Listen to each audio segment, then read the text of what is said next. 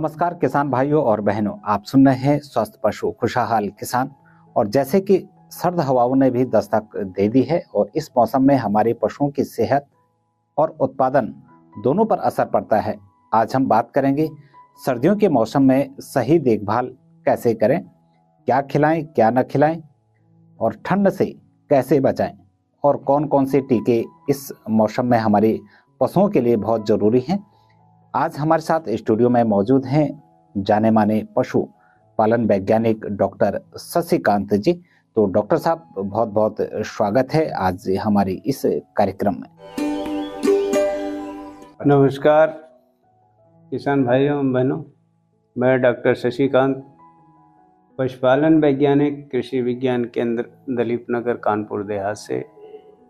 किसान भाइयों, जैसा कि आप इस समय देख रहे हैं, मौसम दिसंबर का चल रहा है और जो तापमान है वो निरंतर गिर रहा है और ठंड का मौसम लगभग 24-25 टेम्परेचर इस समय चल रहा है। किसान भाई हमारे अपने कृषि कार्य में लगे हुए हैं, जो गेहूं की बुआई चल रही है, अन्य कार्य, उसके साथ साथ पशुपालन का भी कार्य कर रहे हैं। तो डॉक्टर साहब, जैसे कि अब सबसे पहले हम बात करेंगे, क्योंकि इस मौसम में पशुओं की बहुत देखभाल की जरूरत पड़ती है। सर्दियां धीरे धीरे बढ़ती जा रही हैं, तो इस समय हम अपने पशुओं की देखभाल कैसे करें? जी, बिल्कुल बिल्कुल।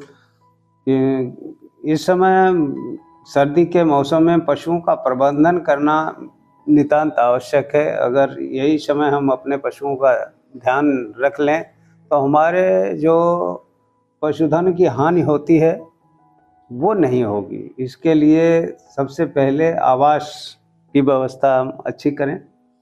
आवास का मतलब आपने जो कच्चा मकान है या ट्रैक्टर का मकान है जो आपने बना रखा है, उसमें सीधा डायरेक्ट जो हवा आती है पशुओं पे, उसके स्थान खिड़कियों पे या खाली जगह जहाँ पे हो, जहाँ से हवा आती है, वहाँ बोरे लगा दें या ईंट से बंद कर दें। रात के समय में, दिन के समय जब धूप निकल जाए तो उनको हम बोरे को हटा दें खिड़कियों से, ताकि धूप हमारे आवास में अच्छे ढंग से पहुंच सके। और कोशिश करें किसान भाई कि धूप जब निकलती है तो हम अपने पशुओं को थोड़ा धूप में बांधें, बाहर आवास से बाहर निकाल के उनको धूप में टहलाएं और बांधें, ताकि उनको जो है गर्मी लग सके। और दूसरा, जो आपका स्थान है, आवास है, वो हवादार एवं गर्म स्थान होना चाहिए। और जो पशुओं के बैठते हैं सर्दी के समय, तो उनके बिछावन के रूप में देखा जाता है कि प्यार, इस समय हमारी धान की फसल कट चुकी है और प्यार लगभग हर किसान के पास है, तो सूखी प्यार शाम के समय उस बाड़े में डाल दें, और जिससे वो मलमूत्र त्यागते हैं तो वो उनके शरीर पे ठंड का असर न पड़े। और बिछावन भी, गीला बिछावन होने की वजह से पशुओं में बीमारियों का खतरा बढ़ जाता है। इसलिए फर्श पे जो सूखा प्यार है वो थोड़ा मोटा बिछाएं और सुबह के समय वो फिर प्यार को निकाल के हम चेंज कर दें। और ऐसे में वो प्यार हमारे खेती के लिए भी बड़ा महत्वपूर्ण है कि उसमें जो यूरिन होता है, और यूरिन में आप जानते हैं कि नाइट्रोजन होता है, और वो यूरिन लगा हुआ, गोबर लगा हुआ जो बिछावन है हमारे खेतों में जाएंगे तो हमारे खाद के रूप में भी काम करते हैं। और अतिरिक्त गर्मी के लिए पशु का बाड़ा गर्म रहे, उसके लिए अतिरिक्त व्यवस्था हम करें कि जैसे बिजली के बल्ब अगर हम लगाएं तो थोड़ा सा जगह जगह 200 वाट के बल्ब अगर लगा दे 2-3 जगह, तो हमारा बाड़ा जो है, पशु का आवास जो है, गर्म सर्दी के दिनों में बना रहेगा। जैसे कि ये तो हो गई पशुओं की देखभाल की बात कि हम किस तरह से अपने पशुओं की देखभाल करें। और इसी के साथ हम बात करेंगे आहार को लेकर, क्योंकि सर्दियों का मौसम है और पशुओं का जो आहार है उसमें क्या बदलाव करें और किस किस तरह का हम उनको आहार दे सकते हैं। बिल्कुल बिल्कुल, ये समय मौसम जो है बिल्कुल चेंज हुआ है, और जैसे मौसम चेंज होता है वैसे ही पशुओं का आहार भी हमें चेंज करने की ज़रूरत पड़ती है। हम देख रहे हैं इस समय हमारे पास बरसीम आने वाली है, कुछ जगह आ भी गई है, और हमारे हरे चारे भी अवांछनीय जो घास खरपतवार है वो भी हमारे पशुओं के खाने के लिए उपलब्ध है। तो ऐसे में किसान भाई करते क्या है कि इस समय जैसे ही सर्दी का मौसम आता है तो पशुओं का जो गेहूं का भूसा है वो महंगा हो जाता है। अब महंगा मिलता है, जिसको बचाने के चक्कर में किसान भाई हमारे हरा चारा ही हमेशा लगातार देते रहते हैं। हरा चारा देने से क्या है कि हरे चारे में पानी की मात्रा ज़्यादा होती है, और जब ऐसे बार बार हम रोज डेली हरा चारा ही देते रहेंगे केवल, तो हमारे पशुओं में पानी की मात्रा ज़्यादा होने की वजह से दूध भी पतला आता है, और दूसरा पशुओं में बीमारियां भी बढ़ने की खतरा लगती है, ठंड भी लगने लगता है, और पशु गोबर भी पतला करने लगता है। अगर हरा चारा हम रेगुलर दें तो पशु का गोबर भी पतला हो जाता है। इसको ठीक करने के लिए हमें पशुओं के चारे में सूखा चारा अवश्य मिलाना चाहिए, और जिसमें जो है 1:3 के रेशियो में अगर हमारे पास है, तो अगर हरा चारा ज़्यादा है तो 3 भाग हरा चारा कर दें और 1 भाग जो है सूखा चारा मिलते हैं। वैसे तो अगर 50-50 आधा आधा 1:1 के रेशियो में अगर हम दें, आधा सूखा चारा और आधा हरा चारा, तो हमारा पशु बिल्कुल ठीक रहेगा। साथ ही साथ पशु को जो आहार है, आहार में उसमें मक्का, जौ, गेहूं का दरिया आदि उसको मिक्स करके हम उसको दें। और सर्दी के मौसम में विशेष तौर से पशु को गर्म बनाए रखने के लिए अगर हमारे किसान भाई के पास बाजरा हो, तो बाजरा का दरिया बना के उबाल कर पर डे अपने दुधारू पशुओं को 1 से 2 केजी अगर हम बाजरा दें, तो पशु का दूध भी गाढ़ा होगा और पशु हमारा गर्म बना भी रहेगा। साथ ही साथ हम उनको हर दूसरे दिन 250 ग्राम गुड़ के साथ 100 ग्राम अजवाइन मिला के दें, तो सर्दी का असर भी हमारे पशुओं में नहीं। और पीने के लिए सबसे बड़ी चीज की जो पानी है, हमें सर्दी के मौसम में बिल्कुल स्वच्छ, साफ, एकदम ताजा पानी, और हो सके तो गुनगुना पानी अपने पशुओं को पीने के लिए। तो बहुत बहुत धन्यवाद डॉक्टर साहब। और जैसे कि हम अब बात करते हैं, क्योंकि अभी इनके आहार को लेके, जो हमारे पशु हैं उनके आहार को लेकर बात हुई, और इसी के साथ अब हम बात करेंगे बछड़े और बछियों की, क्योंकि ठंड का मौसम है और इस समय बछड़े और बछिया की संख्या भी बढ़ जाती है, और इस समय उनकी देखभाल कैसे करें और क्या सावधानियां रखें। हाँ बिल्कुल, बहुत महत्वपूर्ण बात आपने प्रश्न किया, कि कहते हैं कि हमारे जो आय का मेन स्रोत है वो हमारे बच्चे, पशुओं के बच्चे ही जो है पूरी इकोनॉमी पे डिपेंड है। अगर जिस भैंस का बच्चा मर जाता है तो देखते हैं कि बाजार भाव भी उस भैंस का कम हो जाता है। और जो खरीदने वाले होते हैं वो सबसे पहले देखते हैं कि भैंस के नीचे बच्चा है कि नहीं है।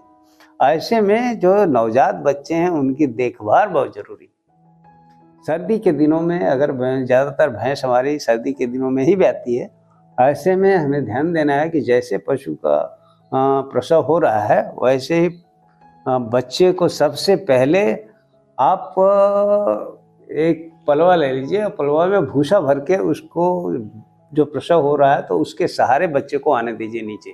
होता क्या है कि प्रसव के बाद हम किसी अन्य काम में लग जाते हैं, ध्यान नहीं देते हैं, उधर भैंस हमारी बच्चा देती है और सीधा का सीधा जमीन पे गिर जाता है बच्चा, गिर जाता है, जिसके कारण अंदरूनी चोट लग जाती है। अंदरूनी चोट लग जाने के कारण बच्चा जो है 1-2 दिन में डेथ कर जाता है, मर जाता है। ऐसे में यदि हमने पलवा में भूसा भर के उसको आस्ते आस्ते साथ में ले आए तो देखिए चोट लगने का डर नहीं रहता है, और उसी भूसे से उसके शरीर पे रगड़ देते हैं। भूसा रगड़ने से क्या है कि जो म्यूकस लगा रहता है शरीर पे वो पूरा का पूरा साफ हो जाता है। और उस समय हमें पशुओं के और बच्चे का जो रिलेशन है मेंटेन करना चाहिए, मन बनाए रखना चाहिए। इसके लिए छोड़ देना चाहिए पशु के सामने बच्चे को, ताकि वो चाट के भैंस उसके जितने म्यूकस है वो साफ कर देती। अगर बच्चे को चाट रही है तो समझिए बहुत बढ़िया कम हो रहा है, और नहीं चाट रहे तो उस बच्चे के ऊपर थोड़ा सा हल्का सा सेंधा नमक का बुरकाव कर दें, ताकि वो चाटे और इसके कारण वो बच्चा भी साफ हो जाए और उनका मातृत्व हमेशा बना रहे। और इसके बाद की स्थिति आती है कि बच्चे का नाल काटना जरूरी, और नाल को हम काट दें ऊपर से, नाभि से लेके 2 इंच के बाद काट के बाद साफ कैंची से उसको काट दें। काटने के बाद उसको धागे से बांध दें। बांधने के बाद जो टिंचर आयोडीन है या आपका सेवलान है, डिटाल है और आयोडीन है, वो उस पर लगा दे ताकि एंटीसेप्टिक काम करे, वहाँ से इन्फेक्शन जो फैलता है वो न फैले। तो ये करने के बाद तुरंत बच्चे को दूध पिलाना चाहिए। और दूध पिलाना बहुत ज़रूरी है बच्चे को, क्योंकि इसमें इतनी एंटीबॉडीज है कि इसी के द्वारा पशुओं का जो नवजात पशु के है वो एंटीबॉडी डेवलप होता है और रोगों से लड़ने की क्षमता प्रदान। तो ये महत्वपूर्ण चीज़ है, इसको हम देख रेख करते हैं। और सर्दी के दिनों में विशेष तरह से छोटे बच्चों को बोरे से ढक के, जो टाट वगैरह है टाट से ढक के रखना चाहिए ताकि उसको सर्दी न लगे। अब इसी के साथ, जैसे कि ये तो हो गई बच्चों की देखभाल की बात, और इसी के साथ जैसे कि अब क्योंकि सर्दियों का मौसम तो चल रहा है और इस समय जो है मुख्य रूप से हमारे पशुओं में किस तरह से रोग लगने का खतरा बना रहता है? हाँ, ये समय सर्दी के दिनों में विशेष तरह से देखिए कि निमोनिया की शिकायत आ जाती है पशुओं में, और इस समय थनैला रोग है, खुरपका मुंहपका है। तो ये बीमारियां आमतौर पे सर्दी के दिनों में आ जाती हैं, और ठंड के कारण निमोनिया की संभावना ज़्यादा होती है। इसके लिए किसान भाइयों को चाहिए कि शाम के समय उसके शरीर को हमेशा सर्द बनाए रखें, गर्म बनाए रखें। गर्म बनाने के लिए हमने उनके रख रखाव की विशेष तरह से व्यवस्था करनी चाहिए। जो मलमूत्र इकट्ठा होता है वो इकट्ठा ना हो, ऐसे स्थान पे बांधे जहाँ के जैसे भी गोबर करता है, यूरिन करता है, पेशाब करता है, तो पेशाब एक जगह टिकना नहीं चाहिए, वो थोड़ा ढाल टाइप का हो और निकल जाए बाहर। और नीचे से जब हम पैर बिछाते हैं तो नीचे से वो निकल जाता है मलमूत्र बाहर, और मोटा होता है तो वहाँ सर्द कम लगती है और बना रहता है, तो निमोनिया की शिकायत नहीं आती। अगर आ गई है, ऐसा है तो लक्षण क्या है कि पशु धांसने लगता है, घुर घुर की आवाज़ करने लगता है, धौंसाता है। ऐसे में होता क्या है कि हम किसान भाई अपने पास गुड़ और अजवाइन बराबर बना रखें घर में, और 250 ग्राम गुड़ के साथ 100 ग्राम अजवाइन उसको देते रहें। 2-3 दिन अगर हम ये सब दे देते हैं तो पशु हमारा ठीक हो जाता है। बहुत अच्छा लगा कि इस तरह से जो है हमारे पशुपालकों को ज़रूर इसकी जानकारी मिल रही होगी। और इसी के साथ अगर हम बात करें कि जो हमारे दुधारू पशु हैं, तो इस ठंड में किस तरह से हम उनकी देखभाल करें? हाँ, बिल्कुल आपने सही कहा। दुधारू पशुओं का विशेष तरह से ध्यान देने की ज़रूरत है कि सर्दी के मौसम में जो चारा आता है तो हरा चारा ज़्यादा आता है, और किसान भाई, पशुपालक भाई जो है हरा चारा ज़्यादा देते हैं। और जब बरसीम आ जाता है तो दूध का उत्पादन तो ऐसे ही बढ़ जाता है, लेकिन दूध की मात्रा में फैट लेवल हमारा कम हो जाता है। तो फैट की मात्रा कम हो जाता है, पानी की मात्रा ज़्यादा हो जाता है। इसको बनाए ठीक करने के लिए हम उनको जो आहार है, जो संतुलित आहार है, उसको हमें बराबर देना चाहिए। किसान भाई करते क्या है कि अक्सर देखा जाता है हमारे यहाँ चोकर जो आता है, चोकर में कि जो गेहूं का छिलका है उसको ही खिलाते हैं, और केवल उस पे ही खिला के दूध निकालते हैं, जिसके कारण हमारे पशु, जैसे ही उसमें कैल्शियम और फास्फोरस होता है और दो चीज़ें जब तक देते हैं तब तक तो वो दूध देता है, लेकिन शरीर जो बननी चाहिए वो नहीं होता है। इसके लिए चाहिए क्या कि हम किसान भाई को जो गेहूं का दरिया, मक्के का दरिया, जो दलहनी है, उर्द, मूंग, और वो आपका चना है, मटर है, इनका जो दरिया है, तो इसको भी उसमें आहार में मिक्स करना है। साथ ही साथ सबसे महत्व की सरसों की खली जो है, सरसों की खली देने से सर्दियों में बना रहता है पशु, और इसेंशियल जो अमीनो एसिड है, फैटी एसिड है, फैट की मात्रा भी उससे पूरी हो जाती है। ये साथ ही साथ किसान भाई पर डे 50 ग्राम नमक और 50 ग्राम जो मिनरल मिश्रण है वो अवश्य। ऐसे यदि हम राशन बना के अपने पशुओं को देते हैं तो वो पशु हमारा ठीक भी रहेगा और दूध का उत्पादन भी बराबर बना रहेगा। तो डॉक्टर साहब, जैसे कि अब सर्दियों का मौसम है, क्या इस मौसम में पशुओं को टीके लगवाए जाते हैं?